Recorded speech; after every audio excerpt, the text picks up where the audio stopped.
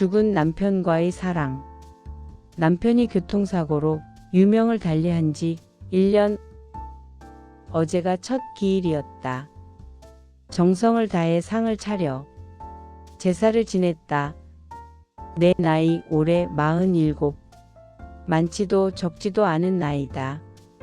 결혼한 지 20년이 넘어도 우리에겐 아기가 생기지 않는 바람에 대학병원의 시험관으로 영험하다는 무당에게로 해보지 않은 짓이 없었지만 아기는 끝내 우리에게 생기지 않았다. 그럴수록 우리 둘의 사이는 더욱 애절했고 끔찍히도 사랑했다. 제사를 지낸 다음 날 남편이 찾아왔다. 여보, 밥 잘 먹었어. 그이가 죽고 나서 처음 나타난다. 얼마나 그립고 반가운 얼굴인지. 그땐 꿈인지도 몰랐다. 너무나 생생하게 환하게 웃으며 안아주는 남편. 그를 얼싸안고 울기만 했다. 그런 남편이 어느샌가 나와 같이 침대에 누워있다. 평상시와 다르게 바쁘게 나의 몸을 탐한다. 그의 손길을 온몸으로 느끼며 서서히 젖어든다. 온몸이 땀에 젖어 깨어난다. 황망하기도 했지만 오랜만에 남편과 가진 사랑은 내 온몸을 휘감고 있다. 황홀했다. 그렇게 남편과의 사랑을 온몸으로 느끼며 직장으로 향했다. 얼굴에 화색이 돌아 동료들의 놀림이 장난이 아니었다. 예뻐졌다? 애인이 생겼냐? 등등의 찬사가 기분 나쁘지 않았다. 나만의 비밀인 것이다. 그로부터 3일 후 퇴근을 하여 식사를 마치고 자리에 누웠다. 그날 있었던 남편과의 사랑을 생각하며 내 몸을 쓰다듬다 잠이 들었다. 남편의 손이 나를 탐한다. 온몸을 훑어나간다. 정신을 차릴 수 없다. 힘들다는 말조차 할 수가 없다. 그렇게 한참의 사랑을 나눈 후 남편이 여보 나갈게 하는 말과 함께 사라졌다. 꿈인지 생시인지 구별이 안 된다.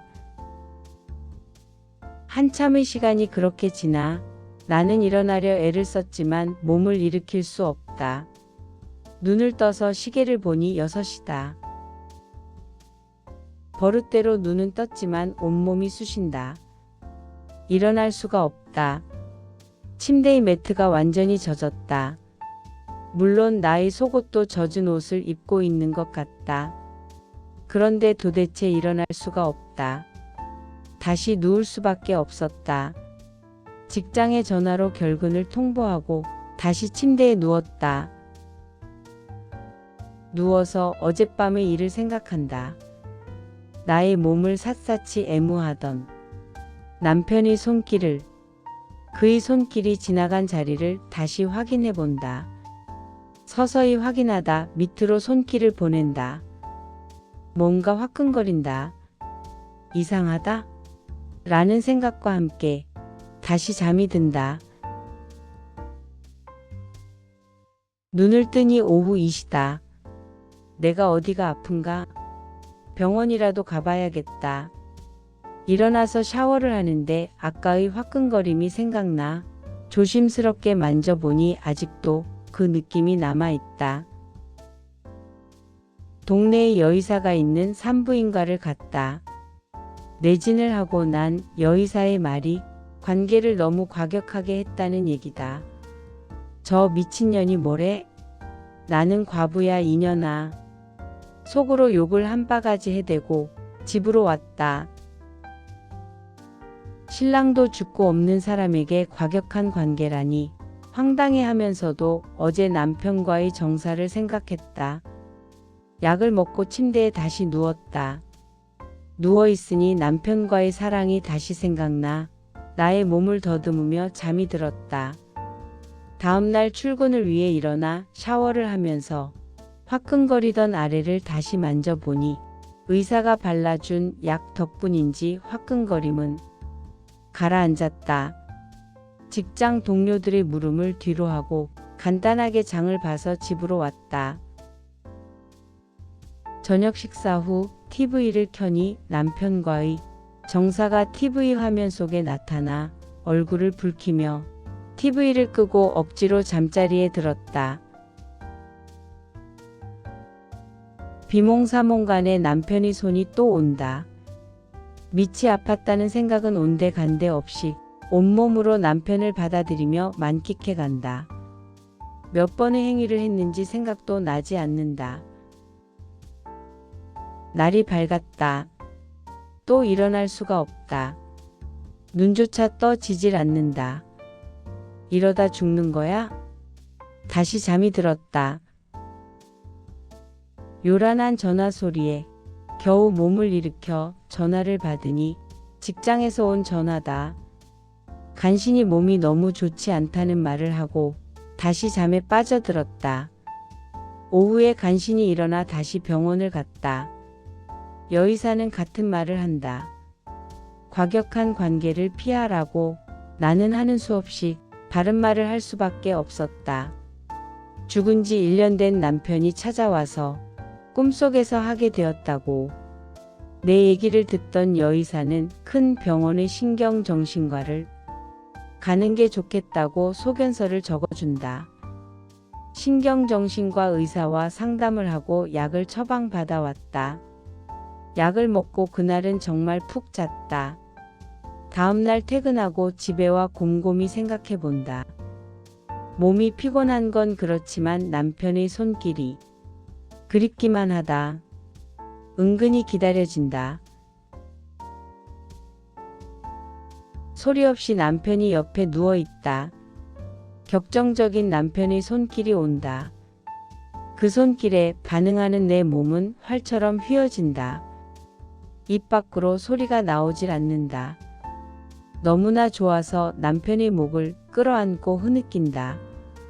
한 방울의 힘도 남아있지를 않다. 그러나 그 황홀함은 뇌리에서 떠나질 않는다. 몸은 힘들다 했지만 내 맘은 그렇지 않다. 남편과의 사랑이 너무나 아쉽다. 사흘마다 나타나는 남편을 붙잡아 두고 싶다. 직장에 휴직을 했다. 물론 나의 병원 내역을 첨부해서. 남편과의 관계는 날이 갈수록 더 심해졌다. 내 몸이 피폐해져 간다는 것을 한참 뒤에야 알았다. 몸무게가 10kg 이상 빠졌다. 아는 무당을 찾았다. 남편과의 정사 얘기를 하니 단번에 귀접이란다. 남편이 아직 이승을 떠도니 천도를 해줘야 한단다. 그러나 그 말을 듣고도 천도를 하지 않고 버텼다. 천도제를 해야 한다와 하지 않겠다는 두 갈래의 마음이 갈등을 일으킨다. 그런데 내 몸이 너무 상태가 좋지 않다. 딱 한 번만 더 만나고 꿈속에서라도 잘 가라는 인사라도 하고 싶어서이다. 남편이다. 그렇게 기다리던 남편이다. 죽을 힘을 다해 그를 맞았다. 울었다. 너무나 억울해서 울었다. 그날의 사랑은 더욱 처절했다. 그러다 사라졌다. 잘 가라는 인사도 못했는데. 며칠 뒤 나는 하는 수 없이 남편의 천도제를 하게 되었다. 천도제 이후 내 몸은 서서히 정상을 찾게 되었다. 그날 이후로는 남편이 정말 꿈에 나타나지 않았다. 허무했다. 그리웠다. 그러나 오지 않았다. 그의 손길이 그립다. 나는 오늘도 그의 손길이 오갔던 나의 몸을 어루만지며 잠이 든다. 잘 가요, 내 사랑. 먼 훗날 다시 만나요.